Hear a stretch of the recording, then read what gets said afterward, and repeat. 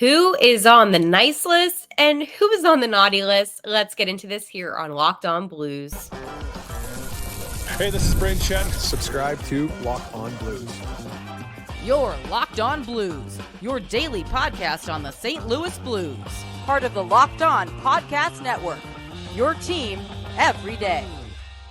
And welcome back to Locked On Blues. I am your host of Locked On Blues, Haley Taylor Simon, talking to you all things about our St. Louis Blues here on the Locked On Podcast Network, your team every day. Today on Locked On Blues, because of the spirit of Christmas, I'm going to talk about who is on the naughty list and who is on the nice list.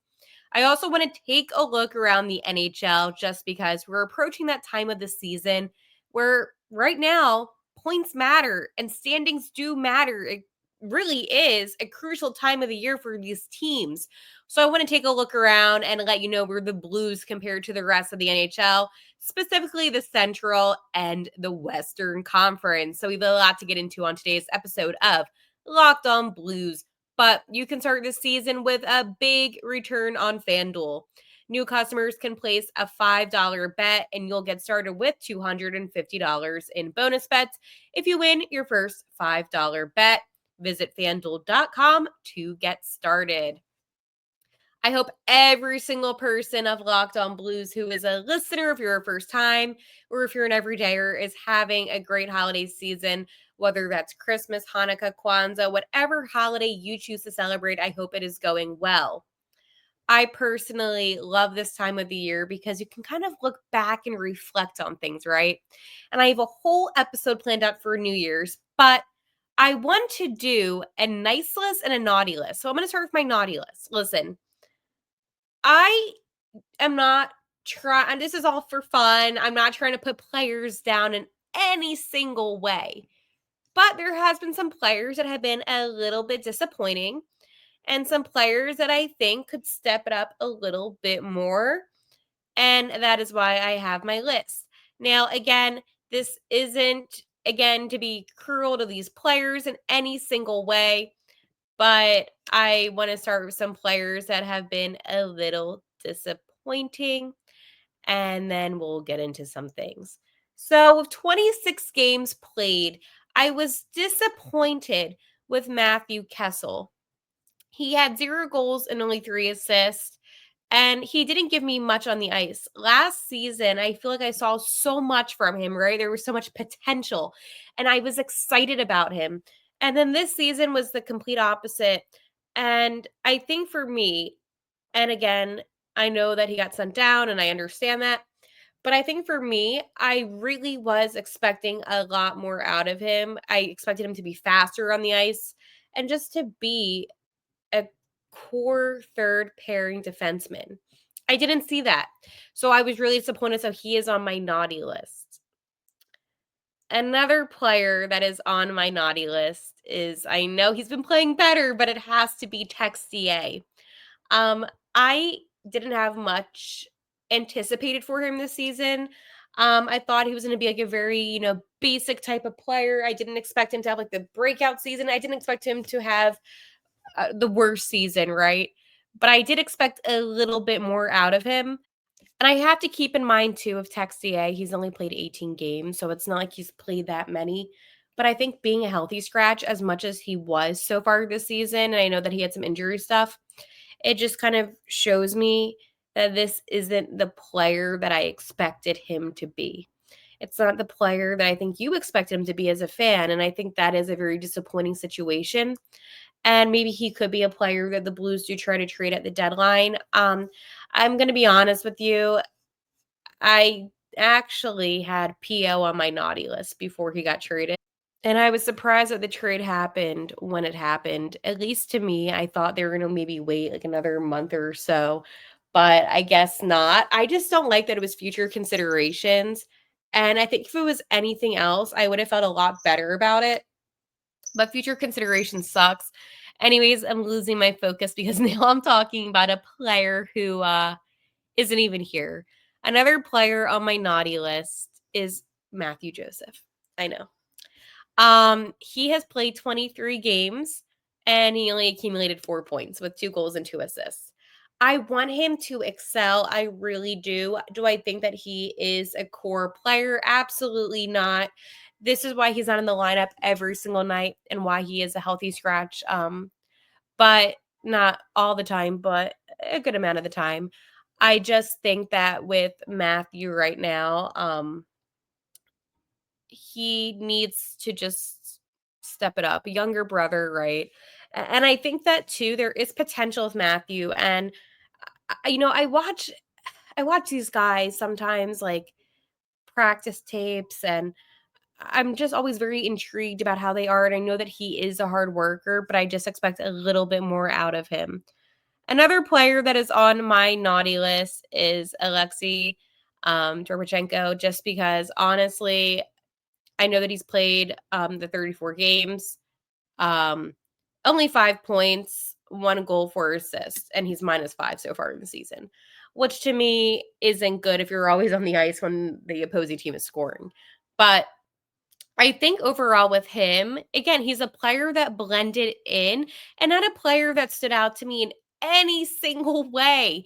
And sometimes when I see him in the lineup, I just get confused because I do feel like there's other players that are more deserving that maybe are on the T-Birds that could be called up. I don't know. Sometimes I just have a really difficult time with him.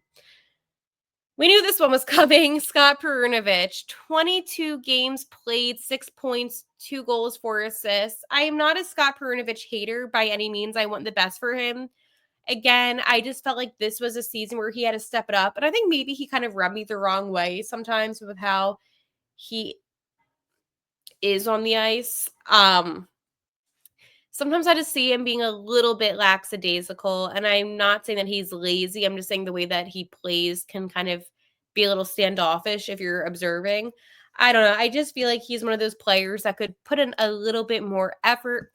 I don't think he's like an awful player by any means. I just think that he isn't giving what I need. Kind of like Foxa, right? Um 30 games played, 2 goals, 5 assists, 7 points, -7, which is not good. Another player that I expected more out of, and that's the thing, I'm just expecting more out of some of these players that I'm mentioning.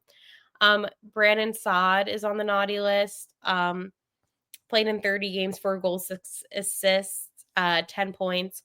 You see, with Saad, I know that he's been healthy scratch, and I know that he didn't play in the beginning because of the baby. But again, I just want more on the ice from these guys. And I think it's an effort thing. I don't think it's anything point wise. It's just an effort situation. Um, it's funny. I can't hate on any of the goalies. And I feel like I really kind of covered my bases with the naughty players. You know what? You could also I'm not gonna do like Tyler Tucker. I'm not gonna do Nick Leddy. Oscar Sundquist, he's kind of like an in-between list just because I know that he does put a lot of effort on the ice. Same thing with Nathan Walker, but you can't do Corey Schooneman either, like because they didn't play enough. But that is who I have for the naughty list. And let me know, do you agree with me? Do you disagree with me? I think that, right now as I mentioned, it's a crucial time in the season. And I just want these players to step up, put as much effort as they can in, because let's face it, when I do the looking around the NHL segment coming up very shortly, you're going to see how competitive the NHL is right now and why it is so important for St. Louis to get their act together, for them to step up, because this is not going to be an easy situation for the Blues by any means. But I look back at my naughty list and I'm disappointed 100%. Um, yeah, I really don't know what else to say besides I'm disappointed. I just expected a lot more out of some of these players. And I think with Texier being a little bit disappointing, even Sod, I just feel disappointed in some of the ways that these players performed so far this season. But luckily, things can change. I want to talk to you about my friends over at Gametime. Gametime is focused on togetherness this holiday season. That means when you bring people together at live events, the experience is much better and it's the perfect gift. Gametime has a new feature called Gametime Picks that makes getting tickets for live events even easier. Gametime Picks filters out the fluff to show you only incredible deals on great seats so you don't have to waste time searching through thousands of tickets. One thing that I love about Gametime is the super deal and how it's always going to be curated towards you, okay? You get seat views. So, yes, you can see exactly where you're sitting before you even buy the ticket. And the lowest price guarantee or Gametime will credit you 110% of the difference, which is actually insane. You get Gametime ticket coverage. Your purchase is covered with the most flexible customer service policy in the ticketing industry. So take the guesswork out of buying tickets with Gametime and download the Gametime app. Create an account and use code LOCKEDONNHL for $20 off your first purchase. Terms apply. Again, create an account and redeem code LOCKEDONNHL for $20 off. Download Gametime today. What time is it? Gametime. I went over the naughty list. Now let's talk some positives and go over the nice list. I like doing this a lot better than the naughty list, obviously.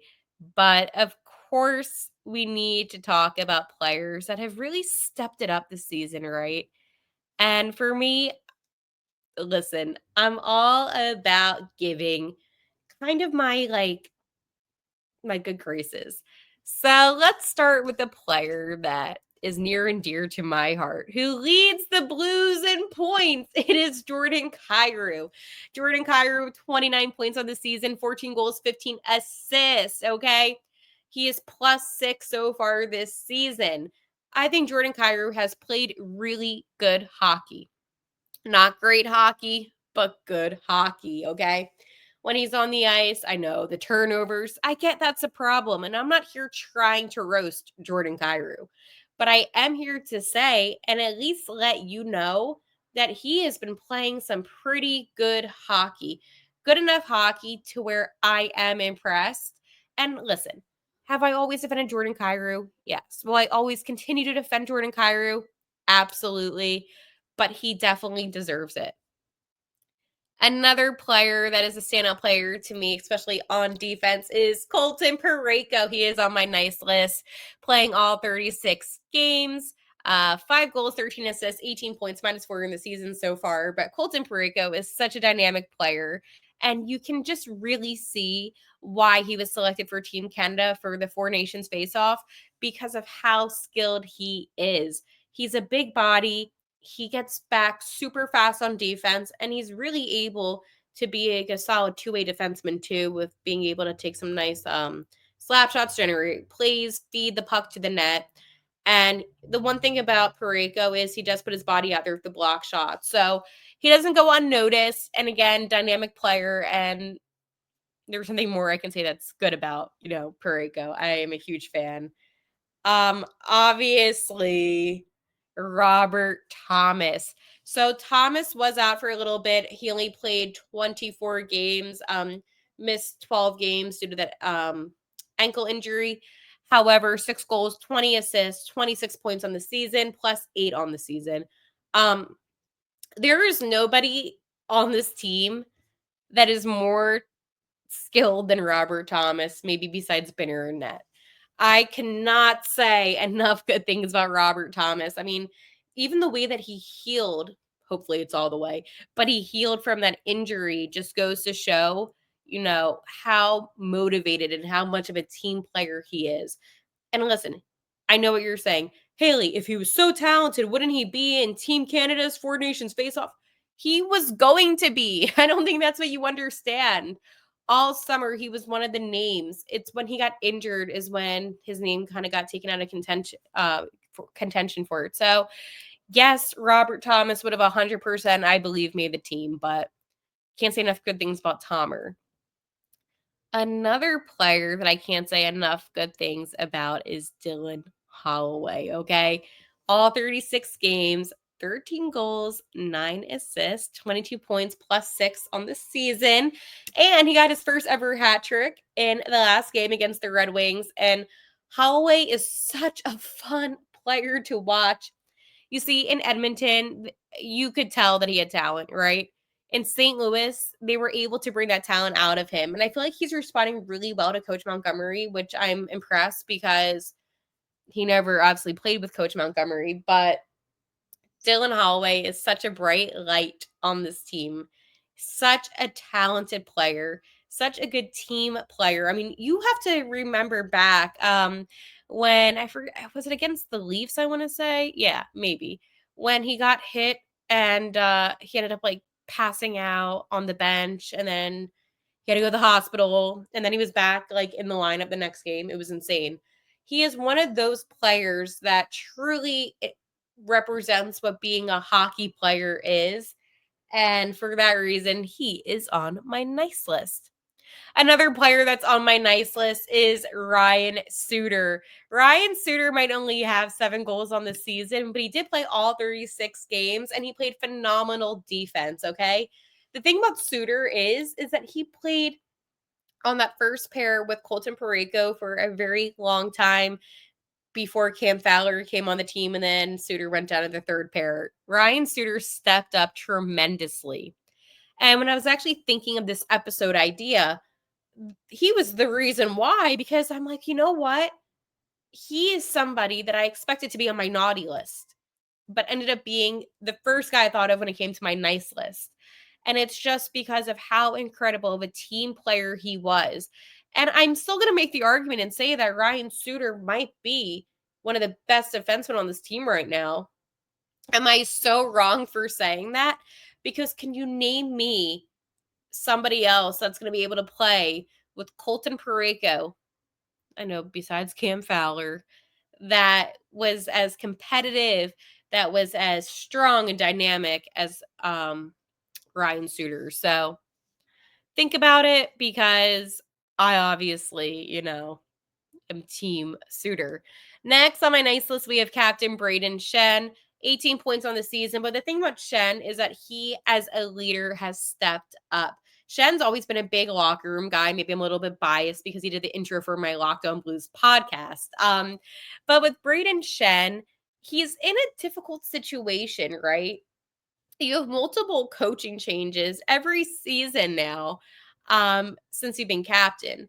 And I think with Braden Shen is he really does represent the blue note. And he is such an established NHL player. He may not be the best on the team skill-wise. He may not be the best on the team point-wise. But he is the heart and soul of this team. And he has been playing really well. So I have to put Captain Braden on my nice list. Another player on my nice list is Jake Neighbors. Now, maybe a little far back, I didn't think that because he was having a hard time scoring, and he said he was going to score, and then the next game he scored. And Jake Neighbors puts his all on the ice, and he has played in all 36 games with 17 points, 10 goals, 7 assists. And again, a player that just plays very passionately. Of course, it can't be a nice list without Bushi. 23 points in the season, 9 goals, 14 assists, 34 games that he played. Again, Bushi is one of those players that maybe he doesn't show that many emotions, but he is passionate and he does put his all in. And you can count on him. I do like him better in the wing position than I do a center. That's just a personal bias for me. I just feel like he does perform better on the wing. But overall, consistency, and that's what we get out of him. Then we have Philip Broberg. Listen, 23 games played, but he was on like a crazy point streak to begin the season. I believe it was like 6 points. He is fitting in the way that I would hope he did. I didn't expect him to stand out like tremendously. I didn't, but he's giving you exactly what you need. And yeah, there's things that he can improve, but again, fine with me. Now, I'm surprised I had this player on my nice list. Zach Bolduc. Now, the only reason why he's on my nice list is because I see that he is trying and that he is putting effort in. So that is why. We also have Justin Falk on my nice list just because who doesn't love Jay Falk? And he does put his effort in, but come on, he's one of the better defensemen, right? And then obviously on the nice list, it is Jordan Binnington and Joel Hofer. I think I would be crazy not to have them.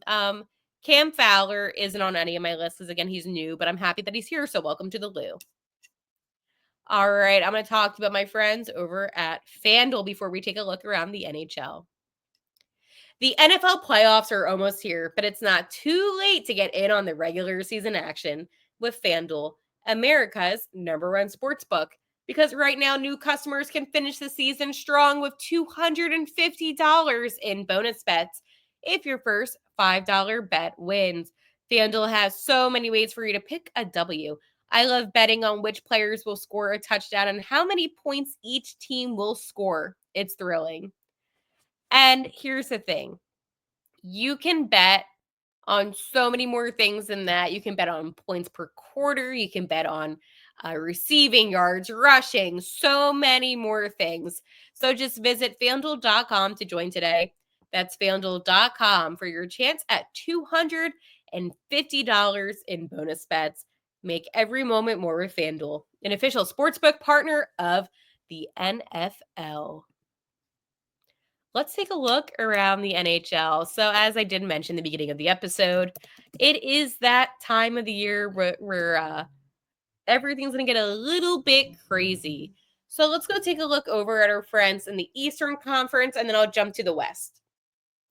In the Atlantic, the Panthers were leading with the 46 points, followed by the Leafs with 44 points, Bruins with 42 points. So, yes, they have stepped up since Coach Montgomery did leave or got fired. The Lightning have 40 points. The Sens actually playing some decent hockey, 38 points on the season, 18 wins, 14 losses, and 2 OTL. Canadians, too, 31 points on the season. Not as good as the Sens, but obviously they're still in there. You have the Red Wings, 7th place in the Atlantic with 30 points, who we just beat. And then the Sabres still in the 20s with 28 points. Let's take a look over at the Metropolitan. You have the New Jersey Devils leading with 49 points, followed by the Capitals with 48 points. The Canes, 43 points. Then you jump to the Penguins with 37 points. Blue Jackets with 34 points. Tied with Philadelphia with 34 points. The Rangers, who are struggling, 33 points. We beat them. And a team that we split with, the Islanders, with 33 points. Moving on, I like to see if anybody has any crazy winning or losing streaks. Nothing crazy in the East. Let's go look at the West. I'm going to start with the Pacific. So on a 4-game winning streak right now is the VGK with 49 points, followed by the Oilers. I know the Oilers didn't start off good this season. Well, guess what? They're doing good now. Then you have the Kings with 43 points, the Canucks with 41 points, the Flames with 39 points, the Kraken with 32 points, Anaheim with 30, and then San Jose with 28. All right. And the Kraken are on a 5-game losing streak. Ooh, that's rough. And then the Sharks are on a 5-game losing streak. All right. Time for our division. We have the Jets leading the NHL in points with 51, followed by the Wild with 46. You have the Avs with 42. You have the Stars with 40, Utah 38, STL 36. You have the Preds with 29, and the Blackhawks are going to be facing next week with 26 points. So, yes, it's not looking good. You really want to be at least in the 40s at this point across all of the conferences and divisions. And I think that's the problem right now, is that the Blues are just not in that. So I'm going to look at the wild card, right? Because I'm a little curious, because I'm looking at the West, right? And in the Central, obviously, the top 3 teams, Winnipeg, Minnesota, Colorado, Pacific, VGK, Edmonton, Kings. Then you look at the wild card, and it's not looking good, because it would be Vancouver and Dallas. So, I mean, the Blues were 5th. So, here's the difference, right? We have 36 points. They're at 40. So, the Blues need to just continue on winning. But right now, you're looking at Vancouver and Dallas, so you have to just, continue to win. It's a very difficult situation because, again, you have teams that are playing good hockey, right? But it's just not enough. And the Blues are 11th in the Western, which is not good.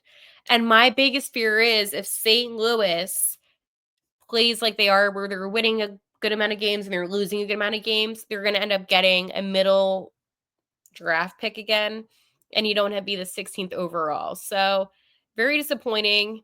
Not a fan, but it is what it is. All right, today's episode was fun. However, I want to say I really miss hockey. And luckily, the Blues play tomorrow night hosting the Nashville Predators. So we get a really fun Central Division game. So tomorrow's episode will be like normal. But this was a fun episode. Kind of take a little breather and talk about the players, what's going on in the NHL. So we're all on the same page. Dvorsky, by the way, today in World Juniors scored the first goal. So congratulations to him. I'll talk about that tomorrow. But other than that, that's what's going on here in Locked On Blues. If you made it to the end and you're wondering, by the way, if you're watching on YouTube, because this will be on for a couple of days, what this thing is my heart monitor. I now have to wear one. So this is only on for 5 days, though. So yeah, that's that. All right. I will talk to you later. And like always, let's go Blues.